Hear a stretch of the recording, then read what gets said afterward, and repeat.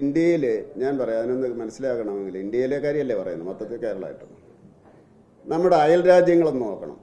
ഞാനത് വിശദീകരിക്കില്ല. പാകിസ്ഥാനിലെ മതസ്വാതന്ത്ര്യം അത് നിങ്ങൾ വിലയിരുത്തിക്കൊള്ളുക. ചൈനയിലെ മതസ്വാതന്ത്ര്യം നിങ്ങൾക്ക് വിട്ടുതരുന്നു. മ്യാൻമാറിലെ മതസ്വാതന്ത്ര്യം നിങ്ങൾക്ക് വിട്ടുതരുന്നു. ബംഗ്ലാദേശിലെ വിട്ടുതരുന്നു. ശ്രീലങ്കയിലെ വിട്ടുതരുന്നു. ഇന്ത്യയായിട്ട് നിങ്ങൾ കമ്പയർ ചെയ്യുക. മറ്റൊന്ന് അമേരിക്കയിലെ ഒരു പ്രസിഡന്റ്, ഞാൻ പേര് പറയല്ല, അദ്ദേഹം ഒഫീഷ്യലായിട്ട്, ഇലക്ഷൻ പ്രചരണത്തിലൊന്നുമല്ല, ഒഫീഷ്യലായിട്ട് പറഞ്ഞു ലോകത്തിലെ 16 രാജ്യങ്ങളിൽ നിന്ന് ഒറ്റയൊരുത്തിന് ഇവിടെ കയറാൻ പാടില്ല. 16 രാജ്യങ്ങളുടെ പേരും പറഞ്ഞു. ഏത് രാജ്യങ്ങളാണെന്ന് നിങ്ങൾക്കറിയാം. അമേരിക്കയിലെ ആയി. യൂറോപ്പിലെ എല്ലാ മാസവും ഇപ്പോൾ വർഗീയതകൾ നടന്നുകൊണ്ടിരിക്കുകയാണ്. ഇതിനിടയിൽ പാരീസിൽ ഉണ്ടായി. ഇപ്പം എല്ലാ മാസവും ഉണ്ട് യൂറോപ്പിൽ. എന്നിട്ട് അടിസ്ഥാനത്തിലാണ് എന്ന് ഞാൻ പറയുന്നില്ല. അപ്പോൾ ഇന്ത്യയിൽ ലോകത്തിലെ ഏറ്റവും കൂടുതൽ സുരക്ഷിതമായിട്ടുള്ള ന്യൂനപക്ഷമുള്ളത് ഇന്ത്യയിലാണ്. പ്രശ്നങ്ങളില്ല എന്ന് ഞാൻ പറയുന്നില്ല. ഏത് സമൂഹത്തിലും പ്രശ്നങ്ങളുണ്ടാകും. അത് ചെറിയ രീതിയിലുള്ള പ്രശ്നങ്ങൾ നമുക്ക് പരിഹരിക്കാൻ പറ്റുന്ന പ്രശ്നങ്ങളാണ്. ലോകത്തിലെ ഏറ്റവും കൂടുതൽ ജനസംഖ്യയുള്ള രാജ്യമാണ് ഇന്ത്യ. അതുകൊണ്ട് തീർച്ചയായിട്ടും നമ്മളെ സ്വയം ബഹുമാനിക്കുക. നമ്മുടെ ഒപ്പമുള്ളവരെയും യേശു ക്രിസ്തു പറഞ്ഞതുപോലെ നിങ്ങളെപ്പോലെ നിന്റെ അയൽക്കാരനെയും സ്നേഹിക്കുക എന്ന് നമ്മൾ ഇവിടെ നടത്തിയാൽ മതി. മറ്റേ രാജ്യങ്ങളെ സ്നേഹിക്കണമെന്ന് ഞാൻ പറയുന്നില്ല. അതാണ് മൊത്തത്തിലുള്ള രീതി. അല്ല, എല്ലായിടവും സേഫാണെന്നല്ല ഞാൻ പറഞ്ഞു. ഞാൻ പറഞ്ഞില്ലേ, ഞാൻ ഈ കമ്മീഷൻ്റെ മെമ്പറായിട്ട് ഇന്ത്യയിൽ എല്ലായിടത്തും പോയിട്ടുണ്ട്. എല്ലാവരെയും കണ്ടിട്ടുണ്ട്. എല്ലാ സ്ഥലങ്ങളിലും പോയിട്ടുണ്ട്. സംഭവം ഉണ്ടായ എല്ലാ സ്ഥലങ്ങളിലും പോയിട്ടുണ്ട്.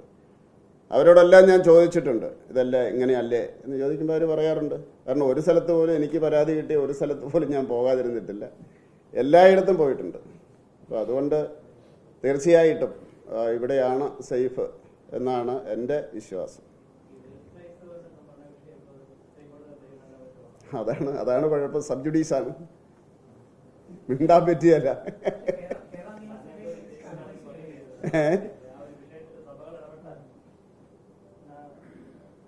അതല്ല, ഞാനത് വൈസ് ചെയർമാനായിരുന്ന സമയത്ത് പലതും പറഞ്ഞിട്ടുണ്ടായിരുന്നു.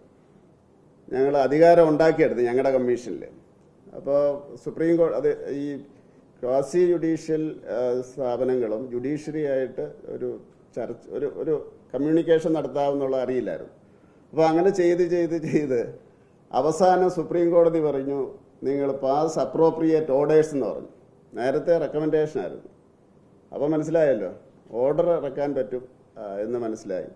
ഓർഡറുകൾ പഠിച്ചിറക്കിയത് ഒന്നും തന്നെ അവർ സ്റ്റേ ചെയ്തിട്ടില്ല, ഹൈക്കോടതിയോ സുപ്രീം കോടതിയോ. അപ്പോൾ അതുകൊണ്ട് കേരളത്തിലും പല കാര്യങ്ങളിലും ഇടപെടാൻ പറ്റിയിരുന്നു. അതിന് അവിടെ സ്വാതന്ത്ര്യമുണ്ട് പറയുന്നത്. എൻ്റെ മതത്തെ പറ്റി പറയാം. ഞാൻ വൈസ് ചെയർമാൻ ആയാലും ക്രിസ്ത്യൻ മെമ്പർ എന്നാണ് പറഞ്ഞത്. മറ്റേ ഒരു ബുദ്ധിസ്റ്റ്, മുസ്ലിം എന്നൊക്കെ പറഞ്ഞിട്ട് അതൊരു പോസിറ്റീവായിട്ടുള്ള മത്സരമായിരുന്നു. അവരവരുടെ കാര്യത്തിന് വേണ്ടി അത് പച്ചയ്ക്ക് പറഞ്ഞിട്ട് തന്നെയാണ് ചെയ്തുകൊണ്ടിരുന്നത്. അതുപോലെയുള്ള സംവിധാനം ഇപ്പോൾ ഇവിടെ ഇല്ല. എനിക്ക് ഇന്ത്യയിലെ ജനങ്ങളെല്ലാം ഒരുപോലെയാണ്. അപ്പോൾ അതുകൊണ്ട് ഏതായാലും നമുക്ക് പിരിയാം. നമുക്കിനി ബാക്കിയുള്ള കാര്യങ്ങൾ ഓഫ് ദ റെക്കോർഡ് ചില ഇൻഫർമേഷൻസിന് വേണ്ടി ഞാൻ പറയാം.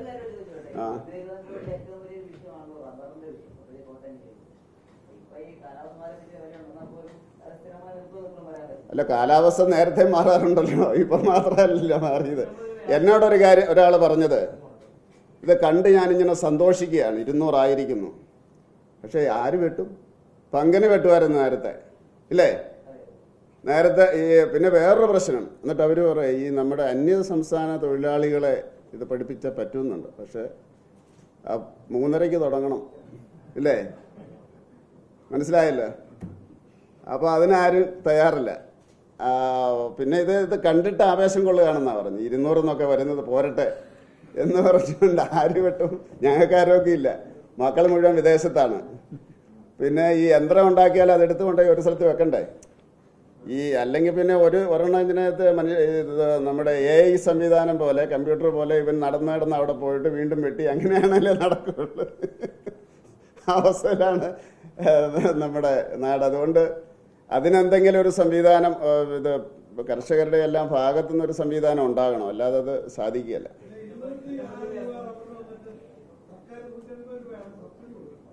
206 വന്നിട്ട്